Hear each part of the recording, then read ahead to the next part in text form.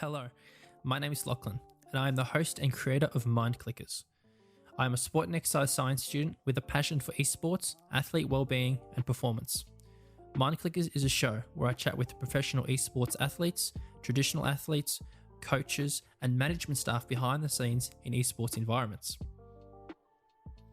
In the following episode, I chat with Anthony Drmic, who is playing for the Brisbane Bullets in the Australian National Basketball League.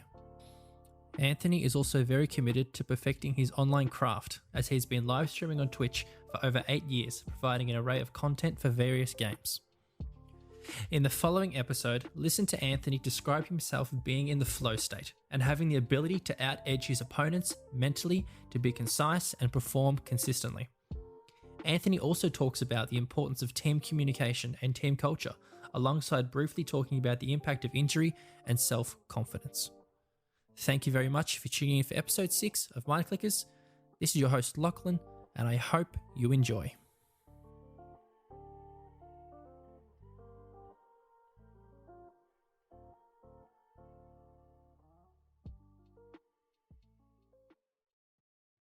Hey guys, and welcome back to episode 6 of Mind Clickers, where it's time to click both heads in 2020. I'm joined here today by Anthony Drmic, who is currently the shooting guard for the Brisbane Bullets Australian national basketball team and avid Twitch streamer. How are you going today, mate? Good. How are you doing? Yeah, very good. Thank you.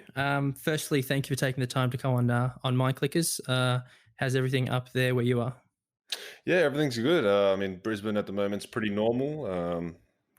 Pray COVID doesn't come back. I mean, been living here now for about 6 weeks. Loving the weather, loving the people. Yeah, just enjoying life, I guess. Fantastic. Sounds awesome, mate. I guess we'll just kick it off with a little bit of background about yourself, including your basketball career. All right. Well, it's pretty long, but I've been playing basketball pretty much since I was born. My brother played professionally as well. He's 14 years older than me, so it's kind of like a pathway to get into it. So I've been playing for a long time. Did all the junior stuff, played for state teams, junior Australian teams, all that stuff. Was fortunate enough to go to the AIS, the Australian Institute of Sport. I think it has a different name now. Might be Centre of Excellence or something. Essentially, top 12 juniors in the country, training there every day, getting better. And then from that, was able to get an opportunity to go to America, which I ended up playing 5 years for Boise State University in Idaho, which is in the middle of nowhere. But that was a good experience. Was able to really develop my game and get a lot better. And then last 4 seasons I've spent over in Adelaide playing for the 36ers. So yeah, 4-year pro in the NBL, and this will be my 5th over here in Brisbane. Fantastic. It sounds really awesome. So I guess, having that experience in the US and then bringing it back to Australian soil really helped you to craft your basketball game. Yeah. I was actually really lucky when I was at Boise. My first, I don't know, people understand how it works, but when your first year you're a freshman, last year you're a senior, sophomore, junior. In between that, there was 7 seniors who graduated. So I was lucky enough that when I stepped in as a freshman, there was a lot of minutes up for grabs, and I was playing really well. So was able to get a lot of experience. And I'm a firm believer that you can practice all you want, but playing a large number of minutes in the game is where you really perfect your craft and, getting that experience, if that makes sense. Yeah, 100%. So adding on to your current Twitch streaming background, how did everything like that come around? Okay, so I've actually been streaming for almost 8 years now. Started back in college. Yeah, it's been a while. I started off sophomore year, I think, with League of Legends, and then played a bit of CS:GO as well. Really enjoyed it. I one of my big regrets is I kind of got slack, and I just thought, this isn't it probably isn't going to blow up like esports. It'll probably taper off, and gaming will be whatever. And of course, now you look 2020 with what's going on, gaming and content creation and all that is, at the forefront of everything in every organization and industry. So kind of regret that I stopped. Had a bit of a hiatus coming over to Australia. Actually, one of the big reasons I stopped was Australia's internet is pretty crappy. This is before NBN days. Even with NBN, it's still kind of average. But yeah, so been streaming for a while.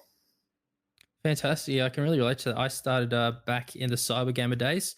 So, just hooking up with like three or four, trying to find some scrims online. And it was that kind of mindset where, is this actually going to become mainstream in the next couple of years?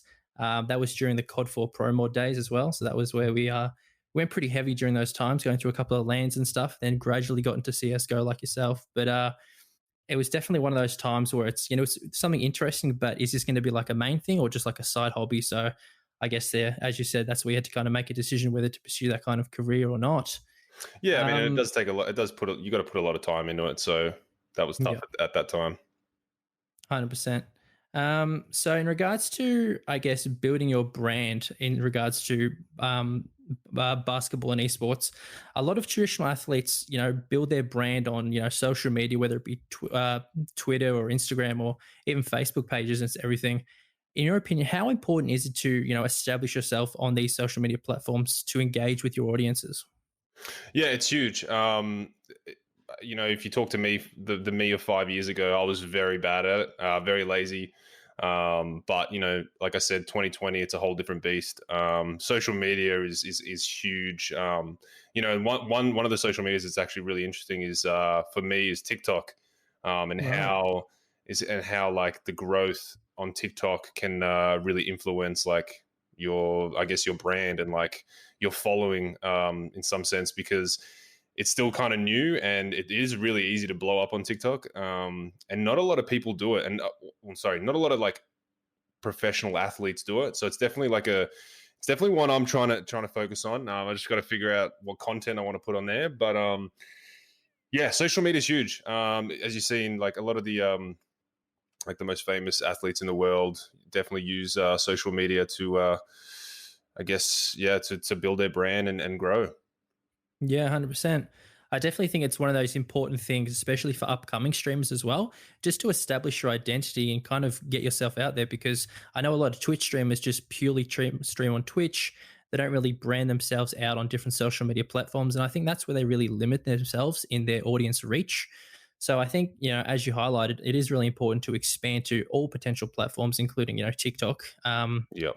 just so you can kind of get that external audience reach. Yeah, if you're streaming on Twitch and not utilizing any other social media like YouTube, TikTok, whatever it is, you're just trolling because unless you get really really lucky or you're in that 0.001% where you are at the top tier level of gaming for whatever esports title you're playing, it's Yeah. impossible to grow. It's actually impossible to grow in my opinion because like being found on Twitch randomly is very difficult. So using those other social medias to boost that is definitely important.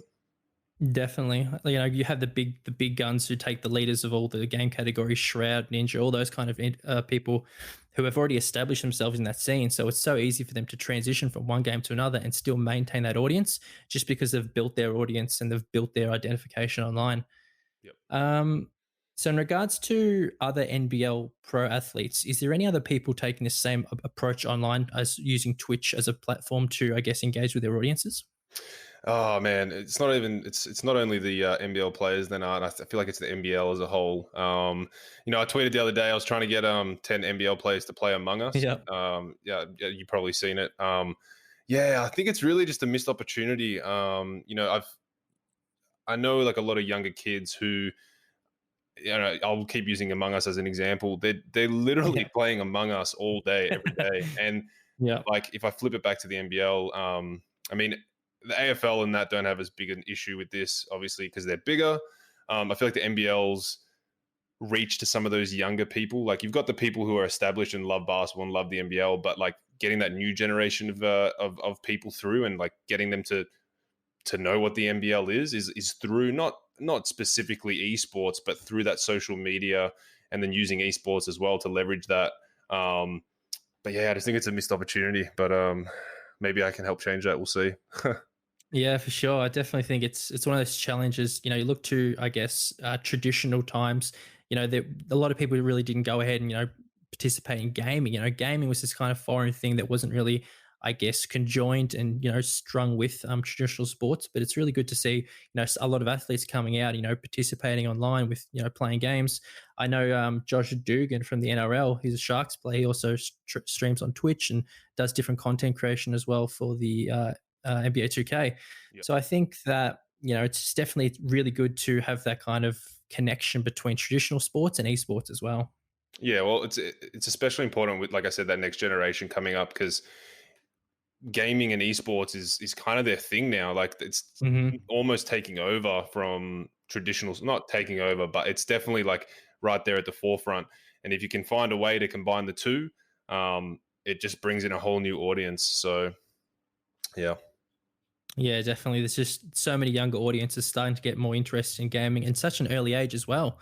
Yep. You could probably argue that some younger audiences are getting engaged in gaming rather than traditional sports over it. So it's definitely interesting to see how you can kind of attach to those audiences as well, and I guess build that kind of branding around it as well. Yep. So, in regards to esports, obviously, we've seen, as we just said, so much exponential growth within the last 5 years. What do you think some of the positives are coming out of this? Obviously, there's bigger, better competitions. There's, esports arenas. I know there's some esports arenas being built over in Perth. A lot of universities are starting to adopt esports leagues so that we can have national tournaments between universities.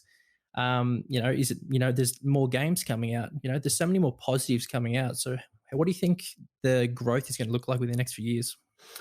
I mean, if you look at the last 5 years and the growth it's had, it's just I feel like it's just going to continue to keep pushing forward. I mean, Australia obviously I feel like isn't probably the best indicator for that, but if you look overseas in like NA and in some parts of Europe, like where they're at right now is definitely a spot I feel like Australia can get to. I mean, Hmm. you definitely have factors. You need, first of all, you need the investors, you need the money. But like you said, with them building esports arenas and all that type of stuff, it's just going to continue to grow. And as the younger generation like grows up, it'll just I feel like keep pushing up and keep growing. Yeah, for sure. I definitely think it'll be super interesting. As you said, over in NA and EU, they've already established so many dominant leagues within esports, and they still maintain such a strong traditional sport counterpart. Yep. So it's really interesting to see how they've grown those two domains. But then you compare to Australia, we've kind of started to adopt esports gradually, Yep. but it's definitely nowhere near as big as, the big titans over in NA and EU. Yeah, I mean, I feel like that just comes down to money. Yeah.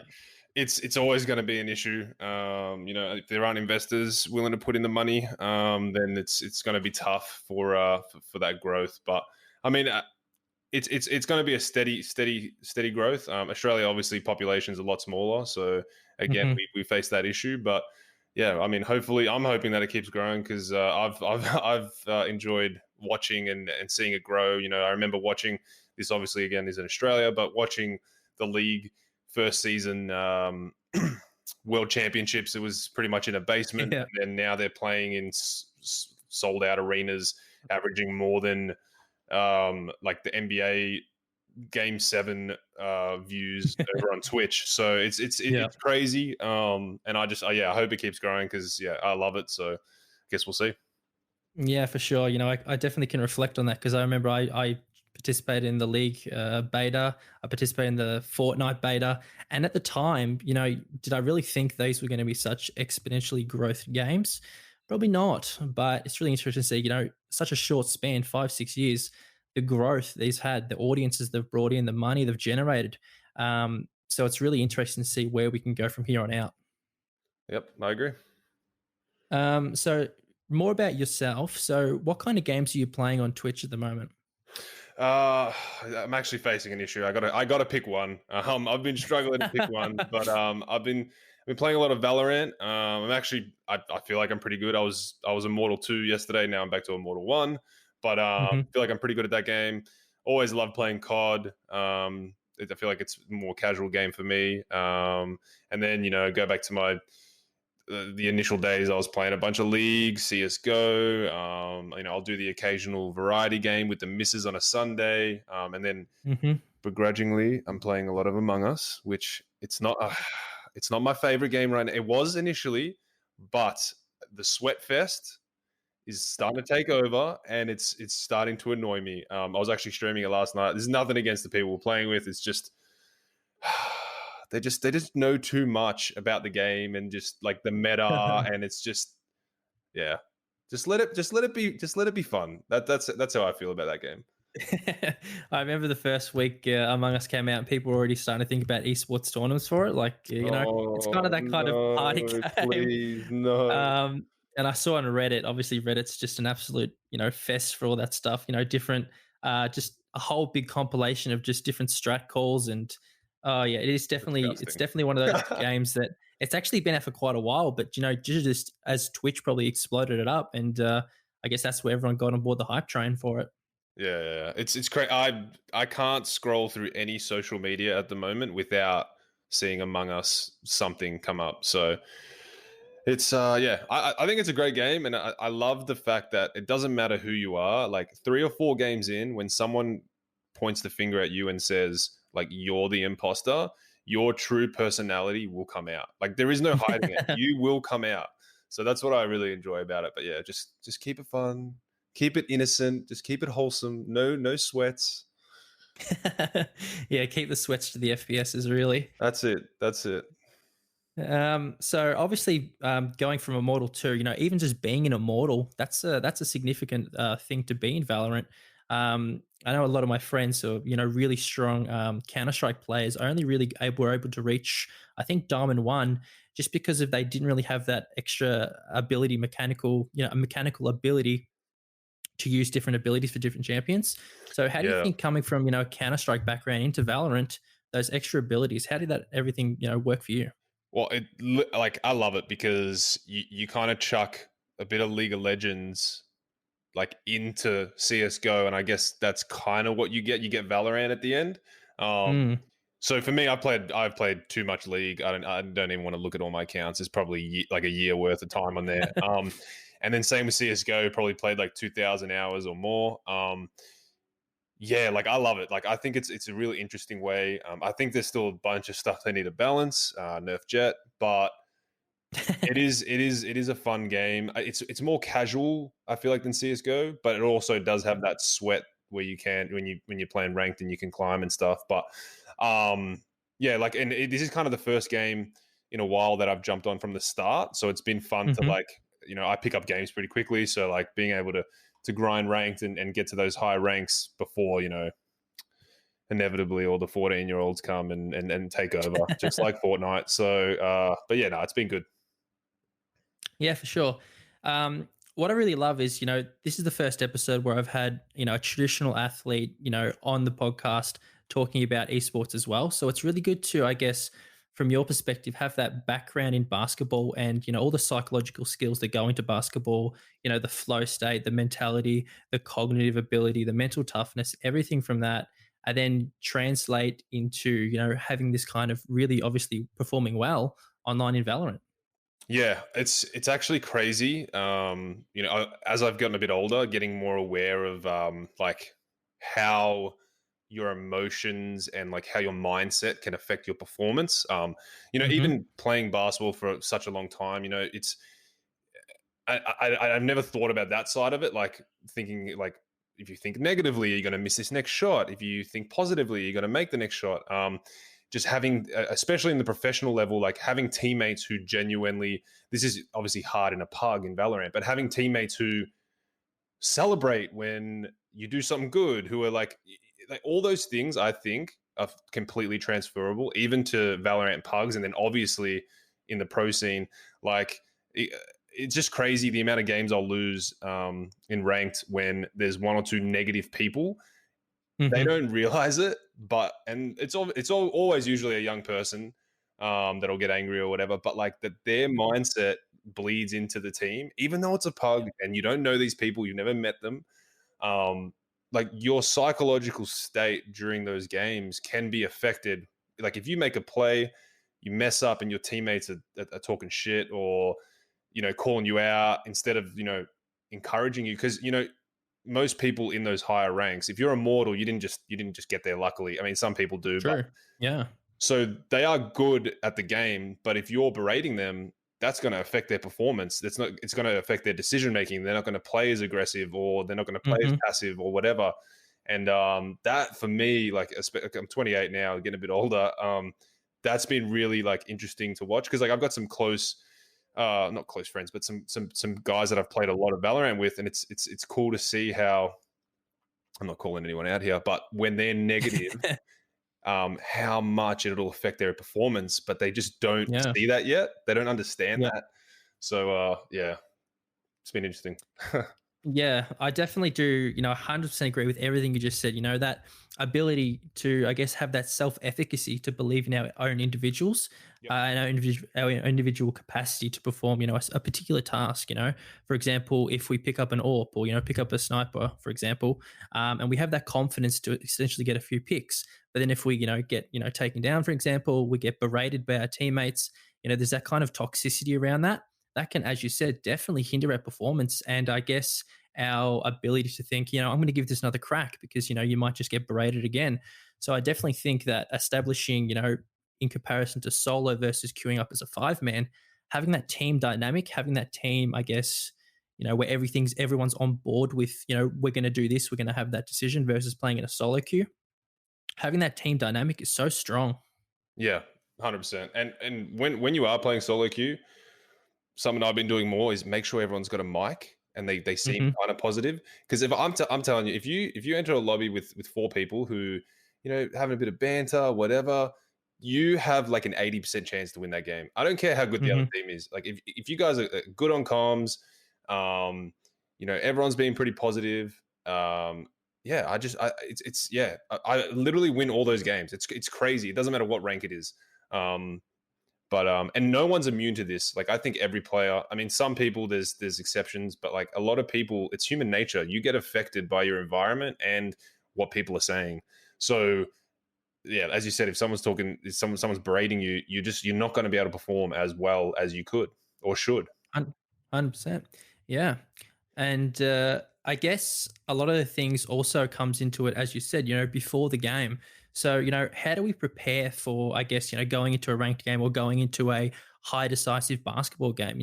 How do we mentally prepare for that? And I guess it's really interesting to see there's a lot of people obviously have their own individual ways of coping with stress and anxiety and going into a big decisive game. For yourself, what were the kind of things you kind of adopted when going into, for example, a basketball game that was really important for yourself? Oh, this is a pretty in-depth question, because I think for me, I don't really think about it. I just Hmm. kind of, as soon as the game starts, um, I go into that flow state, I guess. Yep. It's like you can't hear the crowd anymore. You can't, like, you're just there to compete and play and do your job essentially. And that's, I guess, one of my advantages throughout my entire career that's helped me. It's even helped me in esports, I guess, with some of those titles is my competitiveness will like always outweigh everything else that I'm feeling. So like I will want to win at all costs. So I don't, like, in my career, people have never really called me like a selfish player or a person who's playing for myself. There's games, of course, that people will do that, but at the end of the day, like I want the W. So like, I always have that like mindset where it's team first, and like getting that win is better than trying to take on 3 people and get a layup, or Omen TP into the base and go for a 5K or whatever. So I feel like for me, it hasn't affected me that much. Then there's been times like you get like a big one is injury. You get Hmm. injured, you're out for a while, self doubt, all that stuff starts to kick in. But for the majority of my career, I've been able to just kind of go in, play, not worry about it. Fantastic. Yeah, I really think that's really positive, because a lot of people, if I reflect on myself, I interned at the Melbourne Rebels Rugby Union Club. So I got to participate with them and just see, before a game, before we go out onto the field, the warm up, the, I guess, the pre-game concentration state that everyone went into. Yep. Whether that be using relaxation, using meditation, using positive self-statements, I can do it, I can take the enemy team, And also, one of those big things that a lot of people used, and especially in some of the people I've talked to online about esports, is imagery and having those really good visualizations to imagine yourself in those winning situations. Was visualizations anything you ever used? I'm trying to think. I don't think so. You got to remember NBL budget bit lower than NRL budget, but in terms of like resources and stuff. But no, I don't think I have. Maybe that's one I got to try. I'm trying to think of stuff I've done in the past. I've watched. One thing that actually I think helps is I've watched like so not like tape, like so game footage, but not like scouting stuff. So you do that anyway Hmm. before a game, but like literally like a 3 minute clip of yourself doing good things. Like it it might seem like a weird, like a, oh, that guy's being like, I don't know, like cocky or, watching his own highlights, but like you seeing yourself do it, like mean like in your brain, whether you're realizing it or not, you're like telling yourself, yo, I can do this. I'm nice. I'm really good. Like having that mindset leading into a game, you're gonna play better. And then if bad things do happen during a game, being able to snap out of that and then go back into that other state. Like for me, like this is so I feel like I've been more like this the last 2 seasons. My Hmm. first 2 years in the NBL, I was really bad at this. um I was coming off a big injury. I actually ended up having nerve damage in my leg. So Right. it took me like 3 years to fully recover. It was bad. So coming into my first year, I was still a little bit injured, and I was listening to all those outside voices, people saying like, reading stuff on Twitter, then it's all you keep getting that negative feedback.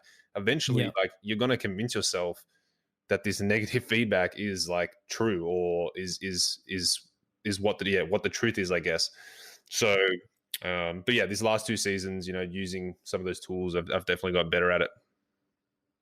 Yeah, for sure. It's really insightful from yourself, and I commend yourself going getting through that injury. And I know a lot of things for some people it is career ending, but it's really good to see that you went through it. And one of the analogies I like to use often is climbing a wall.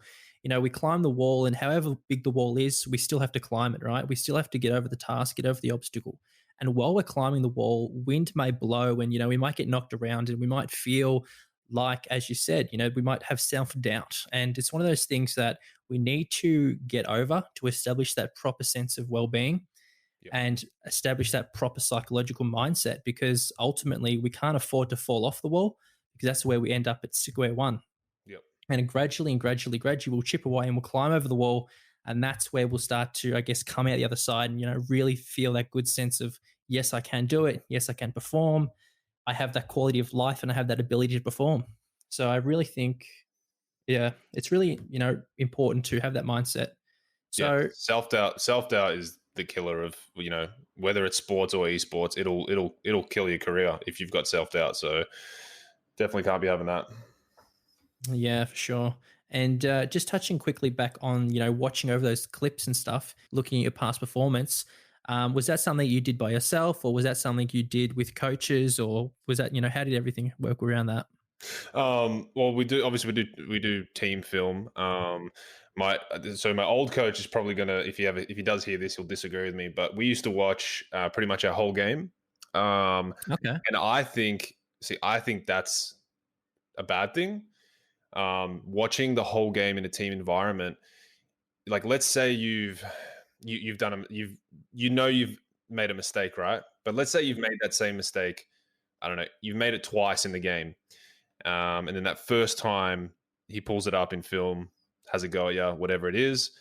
And then it comes up again. And again, you get told like you're doing it wrong, but you already know you've done it wrong, right? Right. Yeah. Versus, other teams I've been on where, it's a 20-minute film session. There's negatives, like you guys did this wrong, but then there's also the positives. You guys Hmm. did this, did this right. So that's something that, like, I actually told my old head coach about this, like that I disagreed with, because I think you need those positive reinforcements. There's, like I said, there's a very small percentage of people that are literally immune to this kind of thing, Yep. but most people, they need positive reinforcement. Like they need to be told the negatives, but then they need that positive reinforcement so they can go on and have that mindset that it's okay. Um, Yep. And then the other stuff, watching the film individually, that's all just individual, just, whether it's game highlights, whatever it is, YouTube, whatever it is, like just being able to like reinforce that positive mindset. Yeah, 100%. And I really think that is important what you brought up, whether you're watching a clip or a match, a match might be, I do kind of agree a match may be a little bit over the top, but regardless, uh, you know, that feedback from the coach is so important. And, some people really don't like having feedback in front of others. Some people would really prefer it on an individual basis. And if they get berated in front of their coach, in front of their teammates, that can really have a negative effect on us. And, one of the things when I was doing my sports psychology subject is, we kind of implement this thing with feedback, called the criticism sandwich. So we have maybe one really good thing that they did well, you had really good ball possession, whatever it may be. Then maybe one thing you did bad, and then, reinforcing that, last positive statement. So Yep. I think, I agree with you fully that it is important to, I guess, note that, maybe you didn't do this really well, or, whatever it may mean, but it's important to, I guess, not really go all out with feedback. Yep, I definitely agree. So in regards to the negatives of consistent, I guess, gaming, a lot of people really come into the esports with a mindset that it's going to be sweet, it's going to be fun, we're going to, really get a lot of games in. But then there's also that kind of negative part of it, the addiction, the mental health side of things, the inactivity. What's your take on that? Oh, I mean, this is really hard because I play a lot of video games, but then the other side, like I'm a professional basketball player, so I'm also Mm-hmm. getting out there, working out, practicing, having all 100%. that stuff. So like, I guess it's hard for me to answer that quick because I don't really have an experience with like the negative sides. I mean, I guess a good way to put it is anything, too much of anything is a bad thing. Like I'm a firm believer of that. Like too much basketball practice is a bad thing because, overuse injuries, like mentally you can start breaking down, like all that overuse stuff. So gaming side, I think too much gaming can definitely be, a bad thing as well. If we look at an esports environment, if I know a lot of esports orgs have adapted this where they'll find that balance between gaming, like reviews and film, and then also physical activity, because having the whole package is going to make you a not a better human being, but a better human being. Like you're going to be more fulfilled in life, having all these other things instead of just one thing only. Mm-hmm. So I guess that's kind of my take on it. Yeah, for sure. I definitely, being a sport and exercise science, I really stress the importance of balance and ensuring that, you are ensuring that you're getting enough physical activity a day, and, you are getting enough, proper nutrition. And, if you're doing those things, I guess, it kind of allows you to enjoy yourself in whatever hobby you want. And if that's gaming and kicking back and queuing into, obsessive amount of G's, you've put the effort in prior to that. So I guess, when you look at the inactivity and the addiction rates, I think most of that is with, teenagers and younger adults. Just because I think one of the most important things is those, that kind of age group is really trying to stem themselves. And as we talked about earlier, they're the ones who are trying to really try and grind and push into the higher ranks. Yep. And they're the ones who have a lot more free time, Exactly. Yeah. in high school. You look at the comparison between traditional sports training. Maybe you're out in the field or on the court for maybe 1, 2, 3 hours, but we can easily get sucked into gaming for 5, 6, 7, 8 hours. Is that it? I've definitely done bigger sessions than that. Those I are actually rookie play. numbers. What did I? What came? The COD beta was out this Oh weekend, yes, and I played 13 hours in one day. dang! Yeah, So how did you find the COD beta? I liked it. I really enjoyed it. Like, as like, I guess this is like bad, but I like when games are new and everyone kind of sucks. So then I get to stand out more. But yeah, I really liked it. I mean, I'm interested to see how the transition for like Warzone will be, like what Yep. they'll change or whatever. But the multiplayer was fun. Just played it with a few mates, so it was good. Yeah, a lot of people were complaining about skill based matchmaking.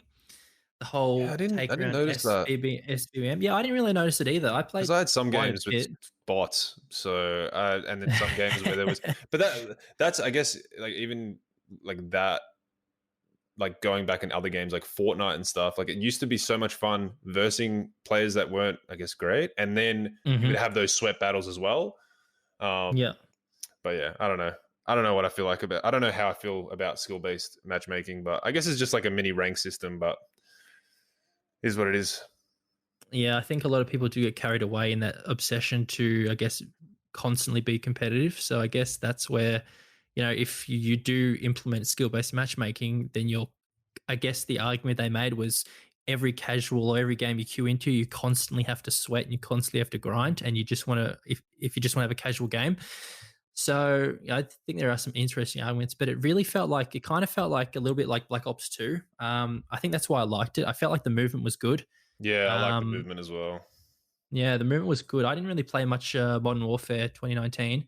I played tons of Warzone though, and I really liked the Dirty Bomb game mode, the implementation of that. I think that was really good.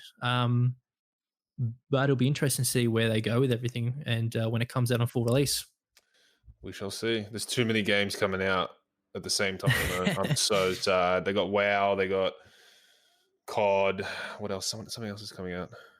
Cyberpunk. It's gonna be a bad Yeah, time. for Bad time for sure. me because I love streaming everything. So So, with your streaming, just following on with that, is there any thoughts down the line to, start to really be competitive and, maybe participate in some tournaments? I don't know. I guess this ties in with the negative mindset. Like I genuinely feel like I'm not at that level. Like I've played some games. Who was I playing with? I was playing with Iron, like the EXO guys. I played in like Hmm. what's his name, Rice. I don't know if he's on a Yeah. team at the moment, but I was playing with them. Um, and yeah, don't think I'm on that level just yet. But I mean, if I keep grinding and get to Immortal 3, if I get Radiant, I mean, might as well give it a crack. We'll see. We'll see what happens. But the competitive, so like I like grinding and I like competing like at those levels. But like at the end of the day, I think I do enjoy the content creation side more, and just being like fun on stream and all that. So I guess we'll see. Yeah, it's interesting you brought that up because I had Rice on for episode 4, Yep. and he gave us some really good psychological insight into that. I guess going into a tournament, going into a competition, and just that really stressful situation. Yep. So I think when you get up there, it is those kind of stress-inducing situations. But once again, it's how you manage it, and it's how you manage that anxiety and that barrier. And but I guess that's all in the fun of it, right? That's it. I guess what we'll just quickly touch on a little bit further was that whole flow state that you brought up before. Yep. So, the flow state is really encompassing for a lot of athletes, a lot of esports players, because I guess it's that zone of optimal concentration. It's that, zone where you have complete confidence. You're not afraid of making those mistakes, taking risks. A lot of athletes also have that transformation of time. So, it's Yep. where they think that, things might speed up or things might slow down. They can see things, a lot faster or slower. They have that whole paradox of control. There's that sense of being in complete control without actively being in control. Yep. So how do you think that, that flow state, in a basketball game or in a, high ranked Valorant game has enabled you to perform well? Well, it's actually interesting because I haven't noticed it as much playing video games. Right. Maybe it's just because I'm not aware of it. Hmm. Maybe I got to like be more aware and like see if like notice if I do like go into those states. But with that said, as I said with basketball, like it just happens. Like I just step on a court and like I'm in total concentration. Like my missus could be screaming at me from the sidelines and like there is no way I can hear her. So I feel like that's just 24 years of basketball experience wrapped into one. It's just something that if you, it's something that I think with professional athletes that you have to be able to be like that or you just won't be successful. I talk about it sometimes about it's like having it. I don't know exactly what it is, but you can just tell with some people, and maybe it is that like going in and out of a flow state or that total concentration, because yeah, like you'll notice it in some athletes like that. You'll still have the skills, but they just don't have that like that mental not mental strength, but like that mental fortitude. I guess it's the same word, but you know what I'm trying to say. Like it's just Yeah. something that you just either have or you don't, and maybe that is with gaming as well. You know, that total confidence and that whole package and that flow state. Right. Yeah. I guess there are a lot of things that also influence that flow state as well, and there are a lot of things that can't influence it. So for the example, you stepping out on court, that external influence of the crowd, was that anything that ever impacted you? I think majority of the time, no. There has been times where it has, but on the other end, like I remember in college, playing college, I used to love it. Like when I was getting picked on by the opposing team's crowd, like I'm in their head now. Like if you've taken the Yeah. time to like in college, it's crazy because they go to the next level. But I remember like they did research. They went through our Twitters. They went through like there was signs there of tweets I had posted back in the day, Wow. and in my head, instead of it going like, "Oh my god, these people know about me. These people like, what are they? Like, this is crazy." Like, I'm like, "Wow, this guy today finished work, went home, made a giant poster of a tweet, went like spent an hour finding the tweet." Like, you kind of flip it the other way. Like, it's I feel like Yeah. it's a positive thing. But there's definitely been like I said with the injury that I had, I definitely let it affect me a lot more than I would have ever wanted it to. But you know, I feel Hmm. like I'm getting back to that spot where I can kind of block that out or flip it and make it a positive. Yeah, for sure. That's a pretty interesting story. It's definitely, when you think about it, it is one of those things that I guess that's external, and I guess for some athletes it can impact their performance and it can not. Yeah. But I guess it also turns into, I mean, it also adds on to that, I guess, level of arousal. And, whether you're being over aroused in a game or under aroused, and you have that optimal level of arousal. And once you hit that optimal level of arousal, you go into that flow state, you just feel invincible. And I guess it's one of those things that just can't stop you. Yep, 100% agree. Another one that I use is like having that mental edge. Hmm. Like I guess like let's say you've killed someone 3 times in a row, like the same guy on each side. Like if you can mentally go, I'm better than this guy. Like you can convince yourself that you're better than him and that he's worrying about how good you are. Like it actually, like it might. It's not a great thought to have, but like you're just continuously positively telling yourself that you're good, that you can perform, you're better than like or whatever. And like same as on the basketball court, like you score on a guy. That's why you see all the guys in the top level, like how confident, how much swagger they have, because Yeah. it genuinely helps their mentality and their performance. So yeah. And do you think that's one of those things that those, obviously top athletes develop over time? Well, that's like I was saying before. I think it's just that I don't know if you can get it, but like people either have it or Mm, don't have it. Like right. from my experience, like I'm not trying to be some prophet here, but like there's like I said, there's been times I've seen players and they'll get to a point where like they have the opportunity to like take that next step and like solidify themselves or whatever, and like they just never do. And I can't speak on the esports level, but I'm sure you'll find a million stories of guys who like crush it during the regular season or whatever, and they get to a final series and they can't perform or Yep. they do horrible. And like those are like the like I don't know if you can change that, but those are like the mental factors I think that like define it, I guess.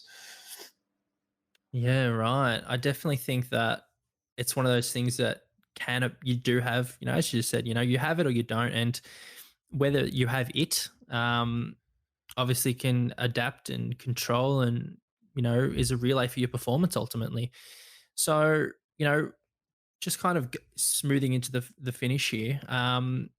What kind of advice do you have for current traditional athletes looking to expand their audiences, maybe pick up Twitch streaming? Advice? Ooh, I guess just content creation on all platforms. It's as athletes, you do have that prior audience that you can kind of lean on as a Mm, you're essentially like let's say middle of the pack AFL player with 5,000 followers on Twitter, start streaming, as long as they realize that when they start, like, they're not going to start at zero. They're going to have that base. So to use your sporting side to leverage the gaming side, if they do decide to go into streaming, and then just a bunch of content creation, being goofy, being corny, all that stuff, I think helps with all that stuff. If you watch a video of yourself and you think this is really corny, like, it's probably going to be a good video, from my experience. So yeah, and just being consistent with it and putting effort in, which, athletes already, they have that training and that mindset where they can put, they can be disciplined to do that stuff. So yeah. Fantastic. Yeah. And is that the same thing on the YouTube side of things? Is that something you're trying to expand out into as well? Yeah, so I actually I've done two. So I've done a million of them in the past, but two proper YouTube videos I've released in the last 2 weeks. I'm going to be doing them weekly. I'm paying an editor to do them, so I'm not doing it myself. And then I throw in my own little content stuff here and there. So we'll see. And YouTube's a funny one. It really does start off slow, and then hopefully it can keep growing. And I'll get people from there to come watch the Twitch stream.